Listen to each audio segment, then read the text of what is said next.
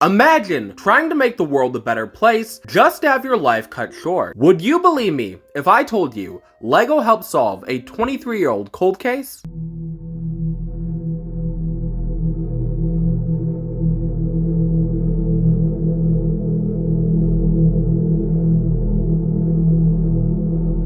John Sansing was born February 11th, 1967 in Alabama. As an adolescent, Sansing was a troubled individual. As a juvenile, he spent his time in detention centers for stealing and doing drugs. Due to his troubled behavior, his mother couldn't deal with his antics, so she sent him to live with his father in Utah, where he ended up racking up a slew of felonies. As an adult, Sansing continued to struggle with his cocaine addiction. Meanwhile, he married and had 4 children. February 24th, 1998, Sansing was out of money, and to feed his cocaine addiction, he concocted a plan. He was gonna rob someone. But who and how? Sansing had heard of a local church by the name of the Living Springs Assembly of God. The church had a program where the less fortunate could request a food box, and a member of the congregation would come deliver the box to your residence. The plan was to rob whomever showed up, but his plan would take a dark turn. After phoning up the church, Sansing requested a food box. A couple hours later, church member Trudy Calabrese showed up to the Sansing's residence with the food box in hand. With a smile on her face, she greeted the Sansings, handing them the box of food, knowing she was making the world a better place. When she turned around to leave, Sansing grabbed Calabrese and threw her to the floor, hitting her with a broomstick, which immobilized her. Sansing then bound Calabrese with electrical cords and dragged her into his bedroom. Sansing brandished a knife. Calabrese called out to a higher power. "Lord, please help me. I don't want to die. But if this is the way you want me to come home, I'm ready." Sansing perforated Calabrese 3 times in the abdomen, where she slowly bled out. Sansing removed her jewelry, which he had planned to pawn to afford cocaine. To cover his tracks, Sansing grabbed Calabrese's keys and moved her car to a new location. At nightfall, Sansing tried to hide the body. He dragged the corpse into the backyard and hid it between a shed and the fence. The unsettling fact is Sansing's wife and 4 children witnessed everything and refused to help the God-fearing lady. After Calabrese didn't return, a concerned pastor called the Sansings and asked if Calabrese had showed up. John Sansing claimed she had never arrived. The pastor doubted Sansing's story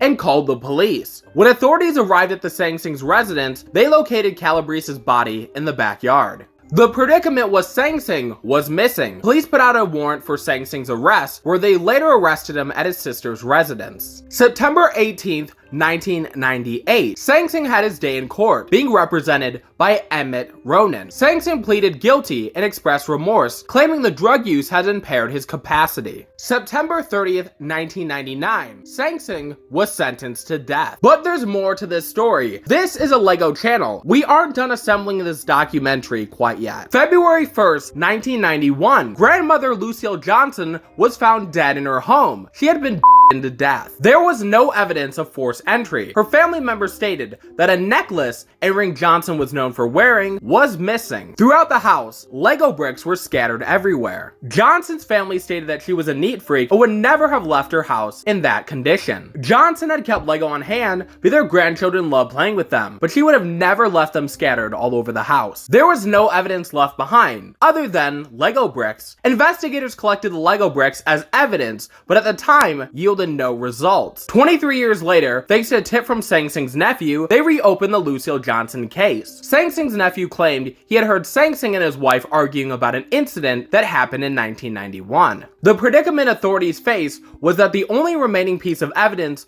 left after 2 decades were the Lego bricks. Authorities looked for something they could find, and they found several latent fingerprints on the bricks, which matched Sansing's son, who at the time was 5 years old. It is believed that Sansing used his son to gain access to Johnson's home. Johnson had a soft spot for children, and well, that led to her demise. 2013. Sansing was on death row awaiting With proof of Sansing's crime, they charged him with Johnson's death in 2014, where he pled guilty. This current day, it seems Sansing is apologetic for his crimes and extremely lonely since his family wants nothing to do with him. August 15th, 2017, Sansing wrote, "I'm looking and finding a pen pal. I'm looking for someone I can build a close relation with over time. The age I'd like to get is someone in their 40s or 50s. I am 50 years old now, so anyone in that age range. It doesn't matter race. I love people equally. It's not about skin color. Maybe someone who can visit the States who I can get approved to visit me here, time to time. Someone with a big heart, non-judgmental, and who loves to talk about whatever they wish to talk about. I will share artwork with them, be true to them, and never lie to them. I'm an open book. If you could find me someone, female, I would sure appreciate it. Thank you."